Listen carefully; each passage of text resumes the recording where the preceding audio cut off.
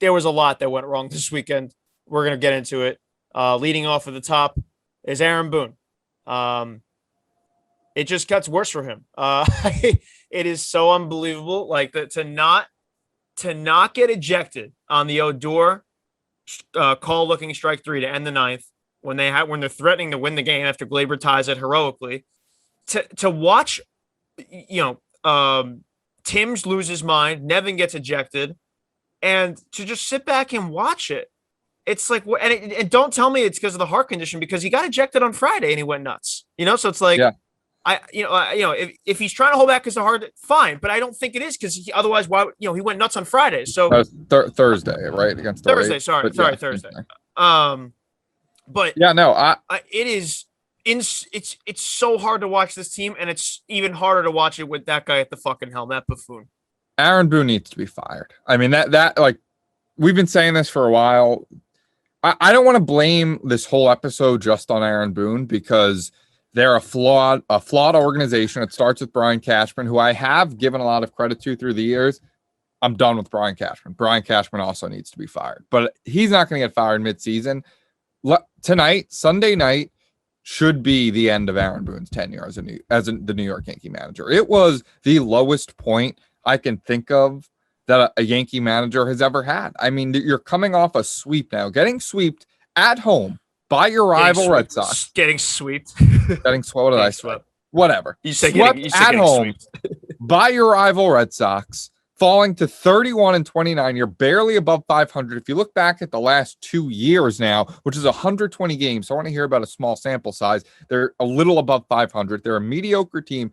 And Aaron Boone tonight, I hope he lost the locker room tonight. How on that Odor call, you do not go out there and scream in the umpire's face and get ejected. And like he said, look, I know he's got the heart condition, the pacemaker. He's argued before this year, and if it's that big of a problem and it's that big of a health, he shouldn't be managing the New York Yankees. Hopefully he's healthy enough where he should be able to go out there and raise his blood pressure and yell at someone. So I don't want to hear that as an excuse, because he did just get thrown out the other day. Not going out there and defending your player is indefensible to fire up your team, and also was just the worst call I've ever seen. It was so bad. Even worse is the top of the 10th inning when Marcus Timms is yelling. He doesn't get ejected. Nevin gets ejected. People are like, oh, Aaron Boone has to hold back Phil Nevin because Phil Nevin just had COVID or whatever. Hey, Aaron Boone, if you weren't such a pussy who would have just yelled at the umpire to begin with, Phil Nevin wouldn't have to go out there and yell at all. So he doesn't, Phil Nevin gets thrown out. He goes out. Carlos Mendoza gets thrown out when he didn't say anything. Aaron Boone goes out. He's like, oh, he didn't say anything. He didn't say anything. Doesn't yell, doesn't raise his voice, doesn't look angry. The rest of the coaching staff stepping up to yell is proof that, like, they know, all right, well, pussy Aaron Boone isn't going to do anything. I guess it's up to us to yell from the dugout. I hope he lost the team tonight, and I hope that we have to record an emergency podcast tomorrow morning to discuss the firing of Aaron Boone. Like, you couldn't have scripted a better opportunity to get yourself ejected and fire the team up. Like, they just tied the game.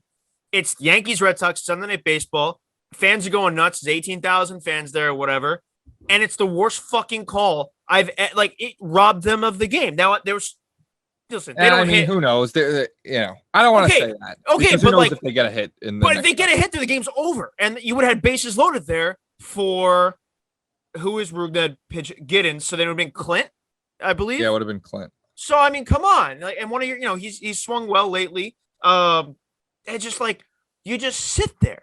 Like, what are you fucking doing, man? Like, Marcus Timms shows the fire that the manager in the New York Yankees should, like, his fuck you to the umpire out in the field, who I think ejected Mendoza, who did nothing. That was just like a ridiculous ejection.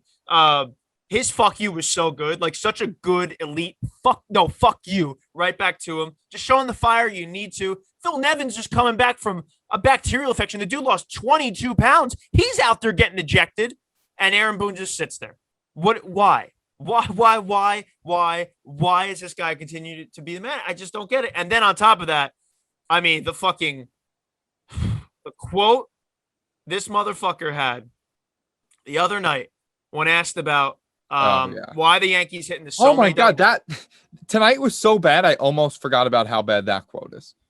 So he was asked why the Yankees hitting so many double plays. The Yankees, I believe, now lead the entire league. They were tied when this quote came out Did it come out on Thursday? Let me see. June. No, it came out on Friday.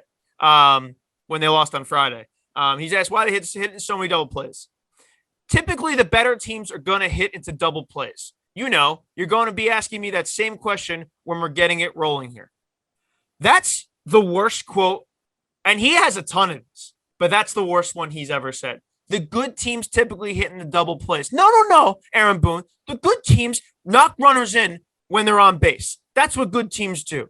The good teams aren't last in like 5 very important offensive categories in the entire league. A $210 million payroll is last in like 5 very important statistical categories. That's not what good teams do. They don't fucking hit the double plays. Now, I generally think he said this because at the time they were tied with the Astros with double plays. I think at like 54, I want to say. And the Astros are in first place, and they're a good team.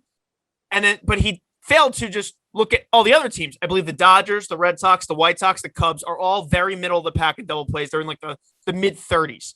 The Tampa Bay Rays have the second fewest double plays in all of baseball. Now, I think the Astros and Rays are outliers in this equation, that where you should fall is in the middle, in the 30s.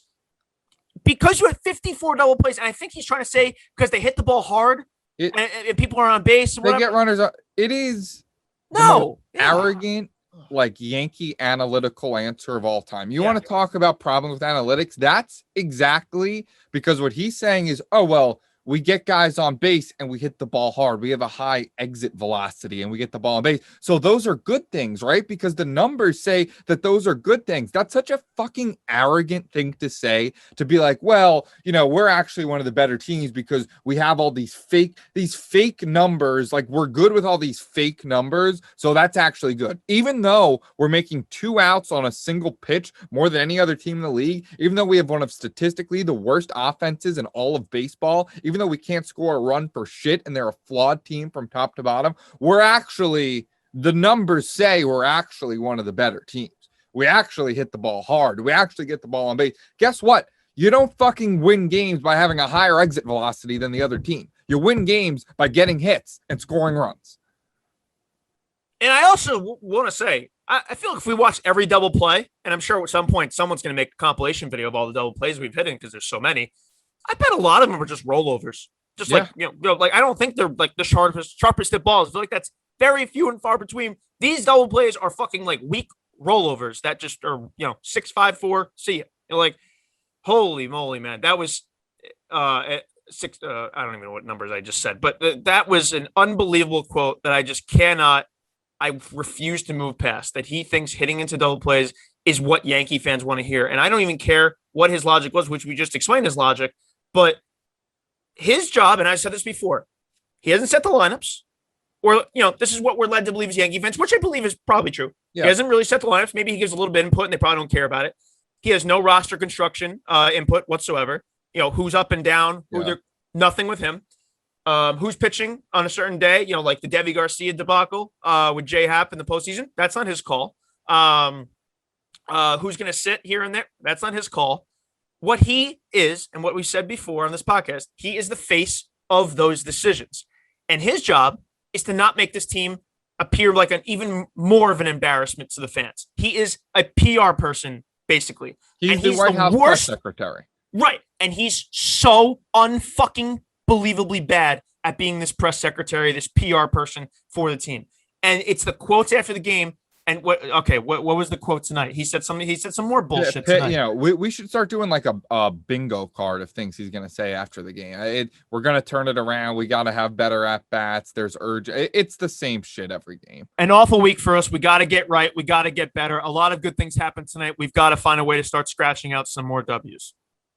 Scratching out some more W's. Some W's. Some W's. Not more W's. That's some the W's. thing is I don't think that firing Aaron Boone is an end-all be-all solution, to be But clear. It's something, man. Yeah, no, it's something. Like you want to say it's not his fault, fine, but he's not helping. You need somebody. I actually do genuinely think for the Yankees to turn their organization around, they have to, and I said this even after the playoffs last year, they have to completely overhaul their organizational philosophy. I said this in October. They didn't do shit to do that. And now they're in the predicament that they're in. I think Brian Cashman needs to be fired because that won't happen in the middle of the season. But I do genuinely think that no matter who the manager is, they're going to be a puppet as long as the Yankees are running the organization the way they do, where they're just too analytic dependent. They're making all their decisions based off that. The manager isn't going off gut feel or anything. He's kind of just doing what he's told.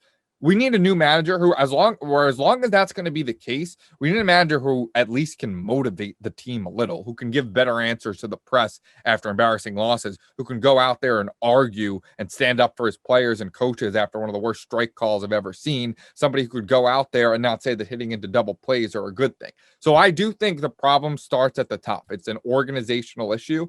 But right now, you're not going to fix that in the middle of the season. You're not going to change your entire organization in the middle of the season, and that's fine. But a quick fix right now is to get Aaron Boone out of there, get Buck Showalter, drag his ass out of the studio for the post games, and he'll do that so fast, he'll whip this team into shape. Just fucking Phil Nevin run the team, man.